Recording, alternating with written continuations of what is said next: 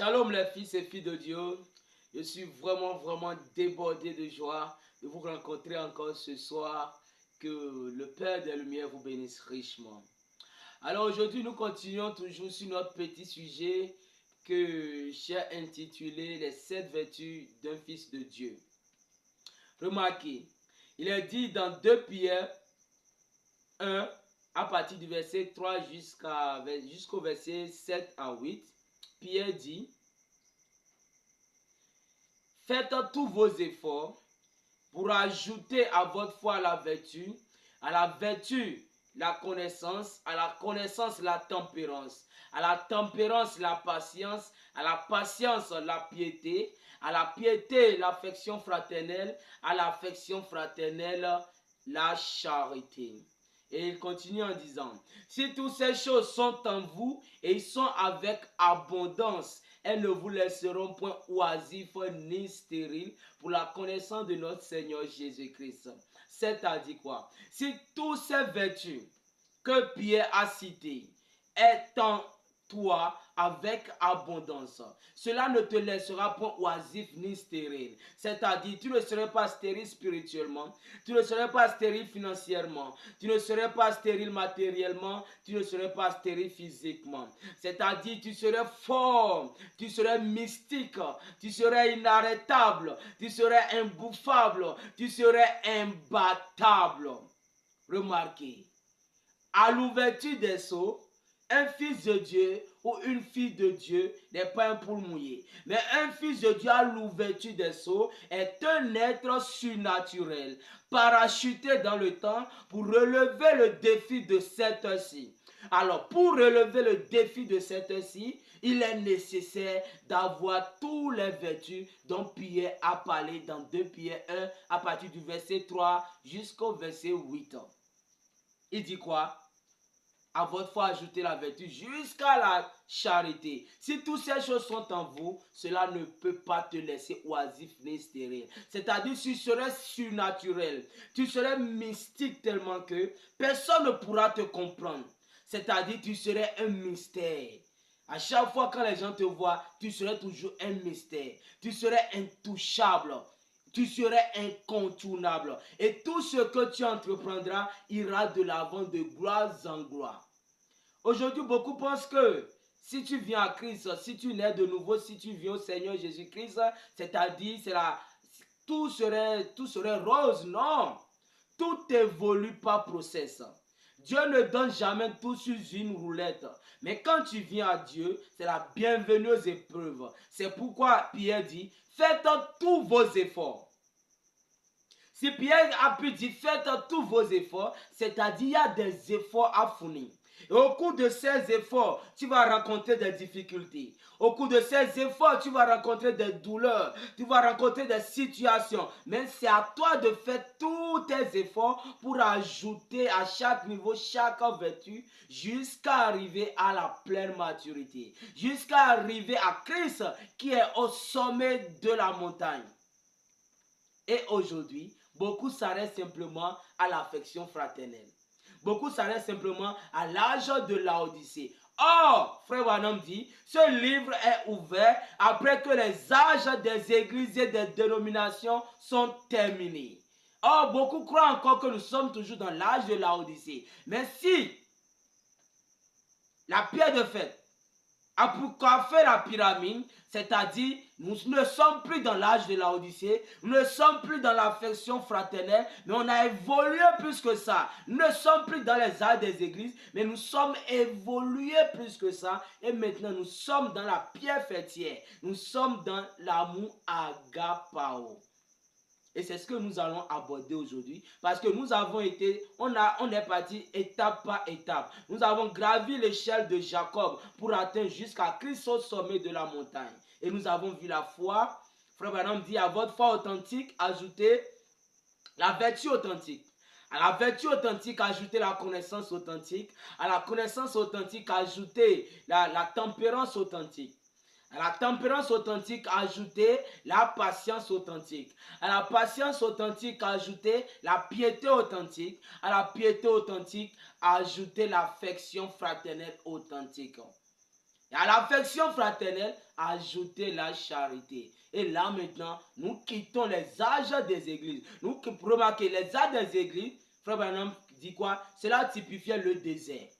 Alors, lorsque tu as pu traverser les âges des églises, aller au-delà des âges des églises, c'est-à-dire entrer dans la pierre fêtière, entrer dans la pierre de fête qui est l'amour agapao, alors Dieu même forcera le monde entier à se prosterner devant toi. Pourquoi? Parce qu'en ce moment-là, tu ne serais plus un être humain, mais tu serais un être surnaturel, parce que tu as tous les vertus dont Pierre a parlé. Donc aujourd'hui, nous allons voir la charité. Alors, c'est quoi la charité? La charité, c'est quoi? Suivre cette vidéo jusqu'à la fin. Alors, si tu n'étais pas encore abonné à notre chaîne Royaume Messianique, abonne-toi pour ne pas manquer nos prochaines vidéos. Shalom. Je te donnerai les trésors cachés, les richesses enfuies, afin que tu saches que je suis l'Éternel qui t'appelle par ton nom, le Dieu d'Israël.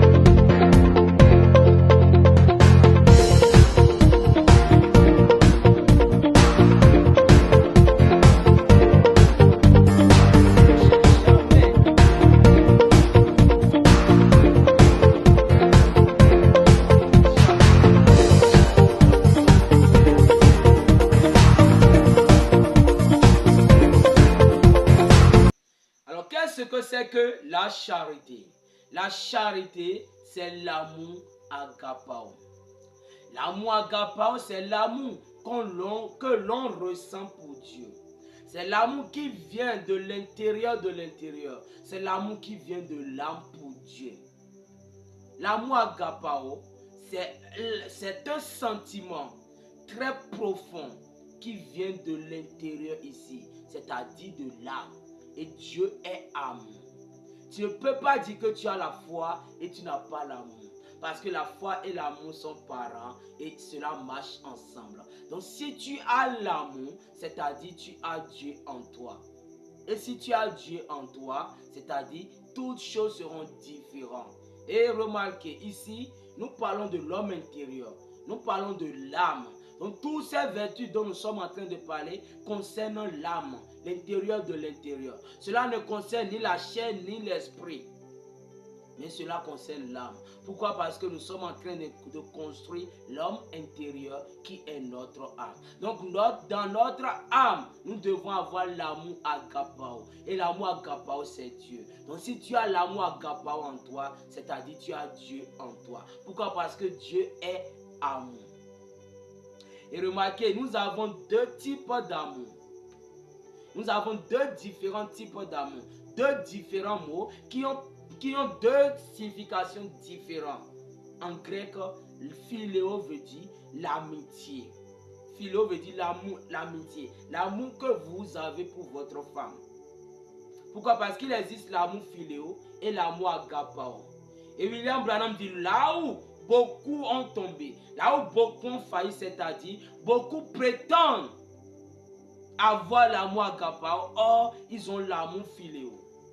Et l'amour philéo, c'est quel amour? C'est l'amour que vous avez pour votre femme. C'est l'amour que vous avez de telle sorte que vous pouvez défendre votre femme. Ou si quelqu'un touche votre femme ou quelqu'un offense votre femme, vous êtes même capable d'enlever le pistolet et de sauter la cervelle de la personne. D'attaquer ce dernier-là. C'est ça l'amour philéo. Et l'amour philéo résonne, c'est-à-dire l'amour philéo, c'est l'amour intellectuel. C'est l'amour qui vient de la tête. Cet amour n'est pas un amour qui vient de l'âme, mais c'est l'amour qui vient de la tête, l'amour intellectuel. Et cet amour résonne, cet amour imagine. C'est ça l'amour philéo. Mais l'amour agapao t'amènera à t'agenouiller et de prier pour l'âme de ce dernier-là. L'amour philéo va s'avancer et va aller frapper ce dernier-là. L'amour philéo va s'avancer et va aller défendre sa femme. Mais l'amour agapao t'amènera à t'agenouiller sur tes pieds et prier pour l'âme perdue de ce dernier-là. Voyez-vous? Donc l'amour philéo et l'amour agapao, c'est deux choses différentes. Et l'amour agapao, c'est la pierre de fête. L'amour agapao, c'est le parfait. C'est là, frère Branham dit, Je préfère avoir l'amour agapao que d'avoir tous les dons que Dieu possède dans le ciel. Pourquoi? Parce que tous les dons sont temporaires.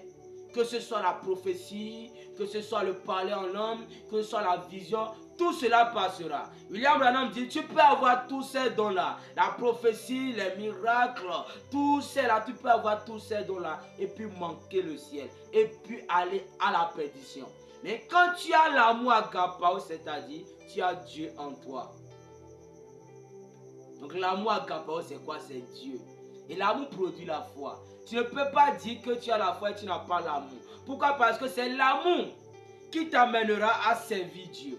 C'est l'amour qui t'amènera à appliquer tout ce que Dieu dit. Si tu n'as pas l'amour pour Dieu, mais comment tu peux avoir la foi? C'est impossible. Donc l'amour produit la foi. Et c'est des parents. Les deux marchent ensemble. Donc si tu dis que tu as la foi parfaite, tu dois avoir d'abord l'amour.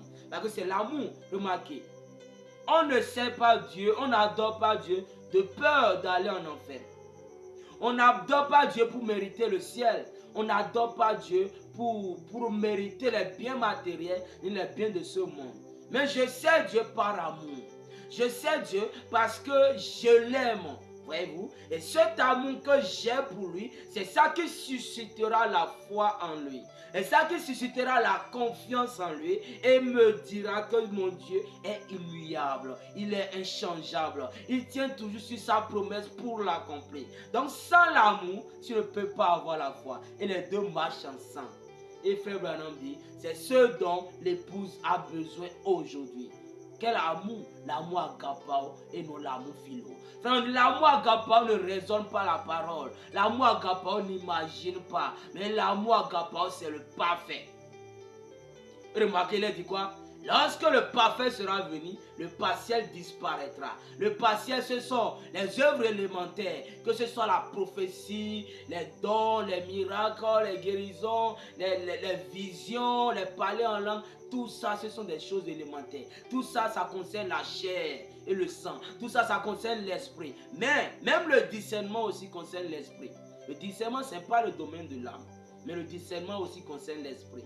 Mais l'amour agapao, c'est l'âme, l'intérieur de l'intérieur. Donc si tu as l'amour agapao ici, c'est-à-dire tu as Dieu en toi. Et ce Dieu qui est en toi t'amènera à l'aimer, à appliquer la parole, à ne pas rejeter la parole, à ne pas raisonner la parole, à ne pas avoir des imaginations quelconques, mais à croire à la parole. Donc l'amour produit la foi et les deux marchent ensemble. Et lorsque tu as l'amour agapao, remarquez, c'est l'amour agapao, cet amour agapao qui est en toi, qui fera dissiper toutes les craintes, qui fera dissiper toutes les peurs, qui fera dissiper tous les raisonnements. C'est-à-dire, si cet amour en toi, tu seras fort, courageux et tu sauras, tu es sûr, c'est-à-dire tu es sûr de toi-même parce que tu sais que tu as Dieu en toi et Dieu est amour. Voyez-vous? Donc la charité c'est quoi? La charité c'est l'amour agapao. Et l'amour agapao c'est un amour qui vient du cœur pour Dieu. C'est l'amour que nous avons pour Dieu qui nous amène à croire en lui, qui nous amène à appliquer la parole, qui nous amène à l'aimer. Et c'est le fait de l'aimer là, c'est cet amour qui suscite la foi en lui. C'est pourquoi Frère Branham dit, l'amour produit la foi. Donc si tu as la foi, si tu dis que tu as la foi, tu dois avoir l'amour agapao. Et remarquez, beaucoup se sont arrêtés au niveau de l'affection fraternelle. Or, aujourd'hui, nous devons quitter l'affection fraternelle et entrer dans l'amour agapao. Et l'amour agapao, c'est un autre domaine. C'est le domaine de l'âme. Cela ne concerne pas les cinq sens du corps, cela ne concerne pas les cinq sens de l'esprit. Mais l'amour agapao ne raisonne pas la parole. L'amour agapao ne se pose pas des questions. L'amour agapao ne doute pas, ne craint rien. Mais c'est l'amour philéo qui craint. C'est l'amour philéo qui doute la parole de Dieu. C'est l'amour philéo qui pose des questions. C'est l'amour philéo qui raisonne Dieu. Nous avons deux types d'amour, l'amour agapao et l'amour philéo. Et un fils de Dieu, une fille de Dieu doit avoir l'amour agapao. Et je tiens à vous dire ceci. Peut-être cela peut te choquer un peu. Cette révélation que je veux te donner, ça peut te choquer un peu. Je tiens à te dire que il n'y a personne dans la Bible qui avait l'amour agapao. C'est très fort, mais c'est la vérité. Il n'y a personne dans la Bible, du Genèse jusqu'à l'Apocalypse, personne n'avait l'amour agapao. Mais l'amour agapao est venu à l'ouverture des eaux. Parce que l'amour agapao, c'est la pierre de fer. L'amour agapao, c'est le parfait. Et le parfait vient détruire tous les autres amours et régner sur la terre. C'est-à-dire la venue du 5e royaume. Alors c'est tout ce que j'ai à partager avec vous aujourd'hui sur l'amour agapao. Prochaine fois, nous allons continuer sur la pierre de fête. Que Dieu vous bénisse richement. Comme d'habitude, c'est toujours votre frère Joram, le Logos. Tout est possible à celui qui croit. Shalom.